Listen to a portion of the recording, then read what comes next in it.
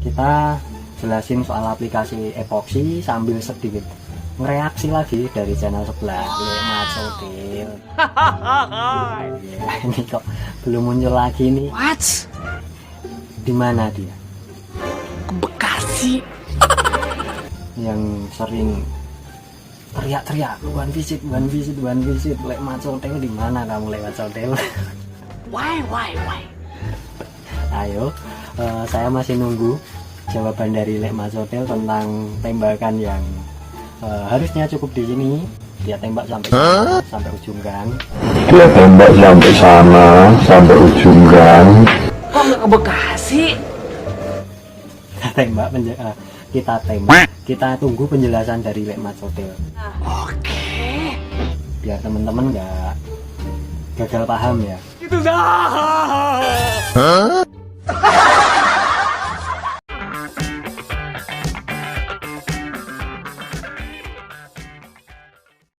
Assalamualaikum warahmatullahi wabarakatuh. Jumpa lagi di channel Kajene Painting.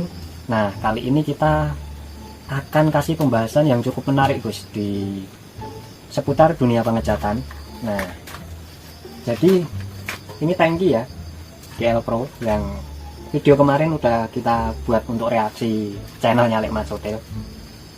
Di sini kita mau ngangkat tema gimana sih caranya kita nembak, khususnya untuk epoksi dulu ya, ini yang rapi. Jadi kita geser, bukan yang baik dan benar, tapi gimana caranya kita dapetin hasil kerjaan yang rapi. Terus yang kedua, soal kita dapetin hasil tembakan yang kering, padahal settingan spray gun kita udah kita rasa settingnya tepat. Nah, yang terakhir mungkin kalau nanti nggak kepanjangan, kalau waktunya masih sampai, kita obrolin juga tentang spray gun. Nah, oke, langsung aja. Oke, untuk langkah pertamanya kita racik dulu untuk epoksinya. Ini sengaja saya juga cari epoksi seperti yang dipakai Lemat Sodil, karena ketika kita ngereaksi menggunakan bahan yang sama tentunya lebih kelihatan fair ya. Jadi ya saya ngalahin ini, Gus, keliling Kendal buat nyari bahan kayak gini. Nah, yang bakal kita reaksi ini di aplikasinya Lemat Sodil. Kalau bahan ya sama aja ya, kita pakai dengan punya dia. Nah, kemudian kita langsung aja ya masuk ke dalam setting spray gun, Gus. Jadi di video kemarin saya jelaskan betapa pentingnya ya kita setting spray gun untuk dapetin hasil tembakan atau droplet yang sempurna. Untuk settingan di sini pattern saya buka full atau lebar, dan untuk setelan jarumnya bisa kita mulai dari 2,5 dulu ya, sambil kita amati nanti untuk hasilnya seperti apa droplet yang kita dapat. Nah, bisa kita tembakin di media yang nggak kepake kayak gini. Kalau dirasa masih kering, kita tambahin lagi. Ini kita buka jadi 3 ulir, Gus. Setelah dirasa cukup ya, nggak terlalu kering, nggak terlalu basah, oke, setelan ini udah ketemu. Jadi nggak ada alasan kering kita tembak lagi biar dapetin basah, itu keliru ya. Terus kita masuk ke tahap penembakan epoksi. Nah, di sini kita mainkan tembakan yang rapi, Gus. Caranya gimana? Untuk bagian tepian atau pinggirannya kita dahuluin, modelnya kayak gini ya. Dan yang di belakang bisa ini kita tembak dulu kayak gini ya. Nah, untuk di bagian yang depannya ini kadang kan kita suka lupa ketika kita nembak fokusnya lurus ketika media lebar. Nah, ini bisa juga kita dahulukan. Setelah itu mungkin teman-teman ada yang suka kelewat di bagian tepian bawah kayak gini, karena saat nembak di pinggiran posisi kita nembak itu cenderung tegak lurus ya, jadi nggak kita ikutin dari bentuk medianya. Nah, baru kita mainkan ke media inti. Setelah sampai di sini kita tembakin lagi dari terakhir kita nembak, Gus. Jadi posisinya ini rapi, turun, kelihatan ya. Untuk overlap kita bikin serapi mungkin.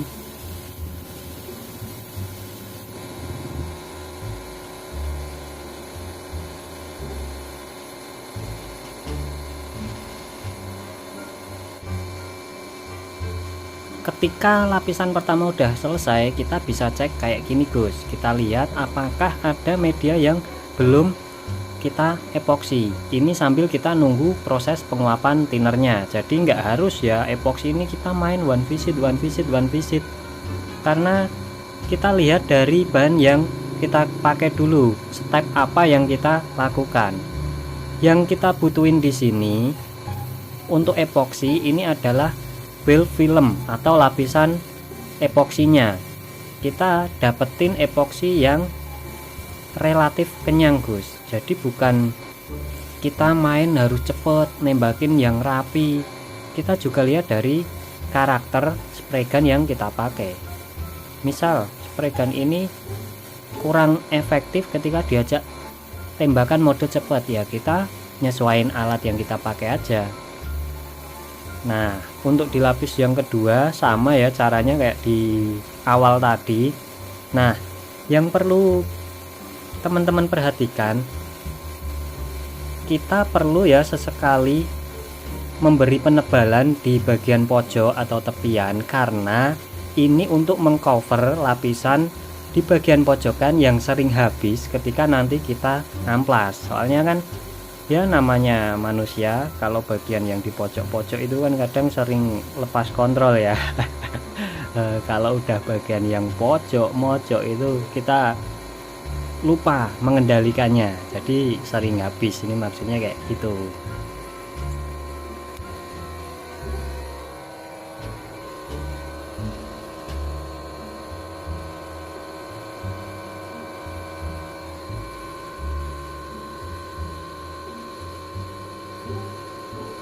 Oke, ini kamera masih standby ya guys ya, nggak kita stop, langsung kita liatin hasil epoksinya. Nah, di sini kelihatan kan epoksi kita dapetinnya rapi, kenyang.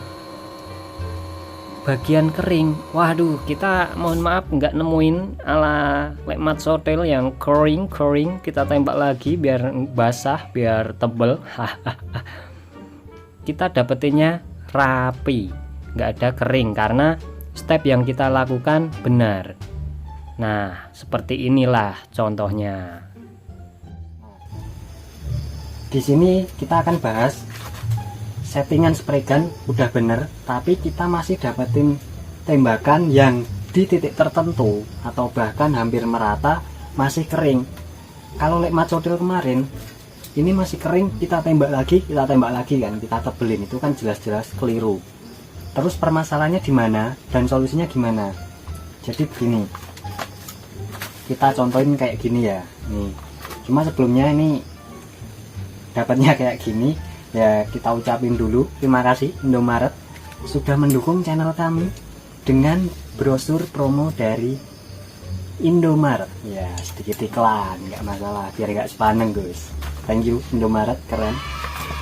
Nah, keringnya dari mana? Itu ada dua faktor ya menurut saya. Yang pertama gini, teman-teman setting, misalkan ini medianya besar kan, untuk pattern dibuka full atau buka pol biar dapetin lebar. Nah, yang pertama angin itu biasanya teman-teman masih ada yang terlalu besar. Jadi solusinya angin kita turunin. Kita nggak harus pakai angin yang terlalu besar. Kalau efeknya terlalu besar, ini kan spray gun entry level, hasil tembakannya itu nanti tembakan bisa jadi kering. Yang kedua kayak masir, istilahnya kayak kasar berpasir. Nah itu biasanya sering terjadi ya. Dan yang kedua di jarak tembaknya Gus. Nah misal begini ya, untuk pattern kita setel bukaan pol mentok. Nah teman-teman biasanya jarak tembaknya ini nggak konsisten. Jadi di awal mungkin kita tembak seret kayak gini masih stabil, di tengah-tengah nanti teman-teman fokusnya kadang suka berkurang atau hilang fokus lah, gagal fokus. Jarak tembaknya ini teman-teman ngaco, jadi kadang dekat, kadang terlalu jauh. Ketika jarak tembaknya terlalu jauh, hasil semburan otomatis kering. Terus gimana caranya biar nggak kering? Jarak tembaknya ini kita bikin agak dekat. jadi kita lebih maju. Nah, di video waktu epoksi ini kelihatan di situ saya mainkan jaraknya agak dekat, kemudian kita overlapnya kita bikin serapi mungkin. Ketika jarak tembaknya konsisten dan overlap yang rapi, otomatis nanti hasilnya juga bakalan lebih rapi, Gus. Untuk permasalahan itu udah kita bahas, kita jawab. Dan yang terakhir untuk spray gunnya ini ya, sekalian kenapa epoksi ini kita pakai F3. Jadi F3 ini kan spray gun entry level, bukan kelas yang mid range atau flagship ya, ala-ala smartphone bahasanya, biar nggak jadul-jadul banget. F3 dia punya nozzle 1.0 yang relatif ideal buat panel-panel kayak motoran kayak gini.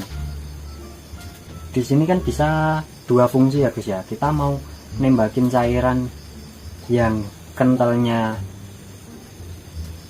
bisa dibilang standar atau cukup kental, itu bisa semua. Yang kedua, spray gun ini saya lihat teman-teman kan banyak juga yang make ya, jadi kita sesuaikan aja aplikasi dengan spray gun yang banyak teman-teman pakai.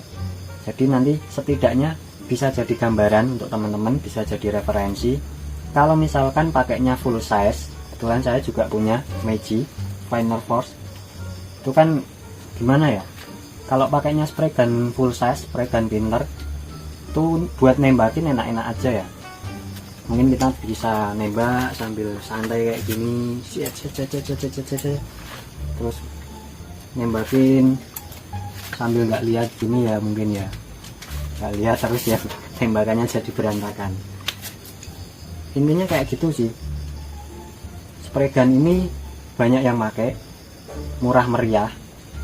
Kalau untuk hasil dengan harga yang relatif murah ya dapatnya maksimalnya seperti kayak gitulah. Dan sepertinya pembahasannya udah cukup ya.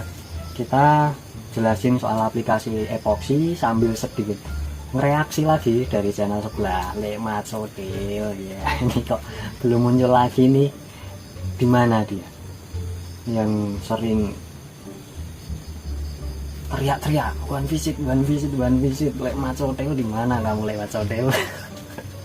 Ayo, saya masih nunggu jawaban dari Lekmat Sotil tentang tembakan yang harusnya cukup di sini. Dia tembak sampai sana, sampai ujung gang. Kita tunggu penjelasan dari Lekmat Sotil biar teman-teman nggak gagal paham ya. Oke, terima kasih, semoga bisa bermanfaat. Jumpa lagi di video selanjutnya, kita bakal kupas tuntas soal dunia pengecatan. Terima kasih, wassalamualaikum warahmatullahi wabarakatuh.